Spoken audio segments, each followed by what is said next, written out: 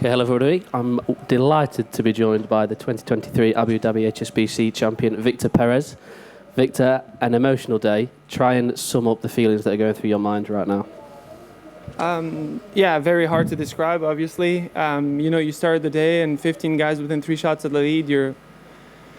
It's going to be a dogfight, and the course sets up for it. It was reasonably windy at the start. You get some chances. You have to take them because once you get to those exposed holes, 13 and 14, and then you turn back into the wind, any birdie's a bonus. So you really have to take advantage of that first stretch. And, we were fortunate to play 2 downwind, which made the hole really short relative to earlier in the week.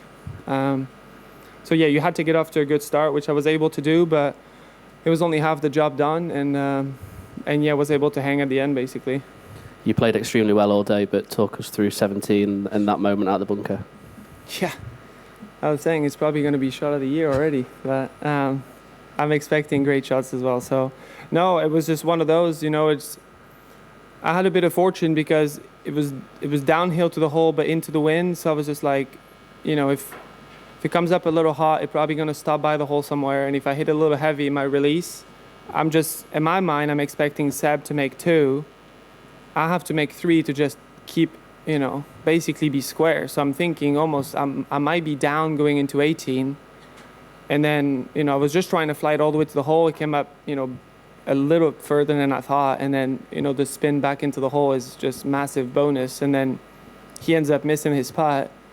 And then you have a 2-shot lead going into 18, which is ginormous, going into a par 5, because now he obviously has to do something great and I have to do something poor, which I did. And luckily he wasn't able to make 4. I never really set myself a target. Like I never set myself a number because you never know. Like you don't know what's going to happen. Obviously I got off to the perfect start, birdieing 1 and 2 and then making it as stress-free as possible. And then I hit it really close on 6, 2-putt 7. So I wasn't feeling like I was doing anything special. I didn't hole a bunch of 30-footers to, get off to a good start, basically, which I was happy with. And then I made a nice putt on 10. So my ball was just past the hole, and I had an uphill putt, it was pretty rare for that pin location. And then definitely the momentum really stayed in my favor on 11 after a decent drive, but rolls into the bunker, and then was just able to pitch out and then hit the 9-iron again stiff to where you don't have to putt. It's just very difficult to hold putts when it's windy and the greens were fast. It marks down towards the end of the day, obviously. So I was able to not have to do. The only putt that I really made was 15, which was huge after bogeying 14 to come back straight away, because it's very easy to bogey 14. You might not hit the fairway on 15 with the wind off the left. Now you have a flyer. You may not. You're thinking just making par.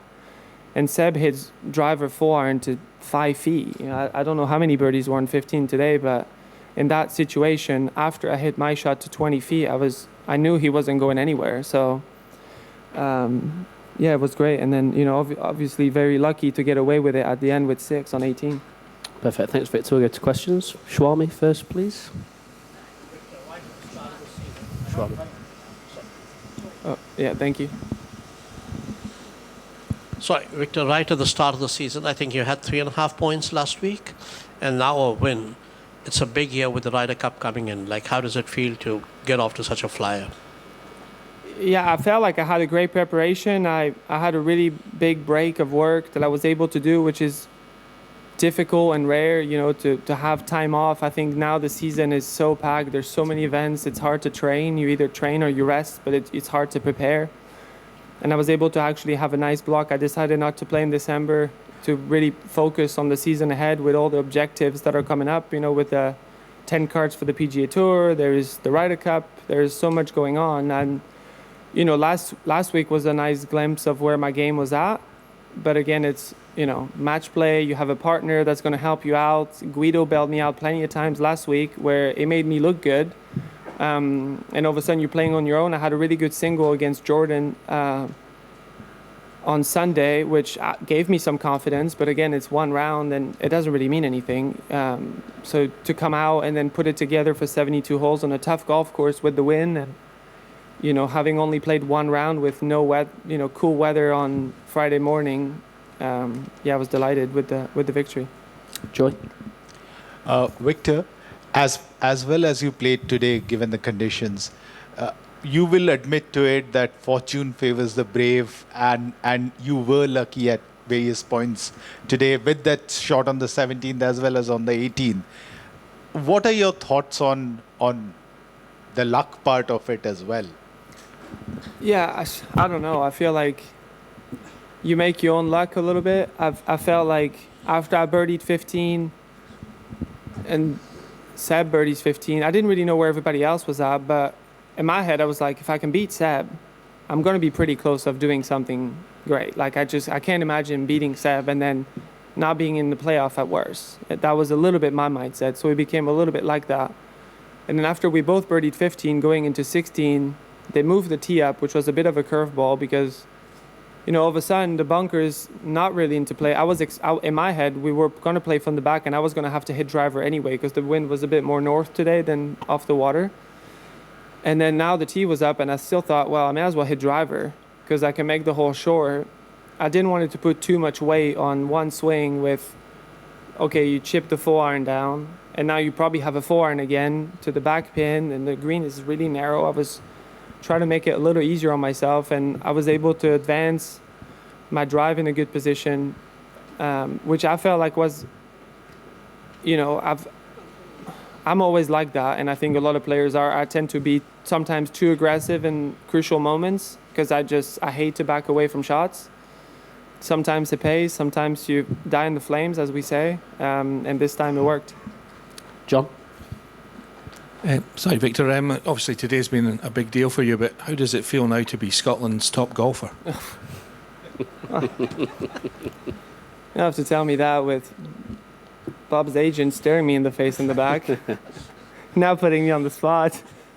No, yeah, I mean, it's great. I think it was a great event for me personally, but I think European golf is in great shape, and we saw it last week at the Hero Cup, so I'm more happy with that than my personal.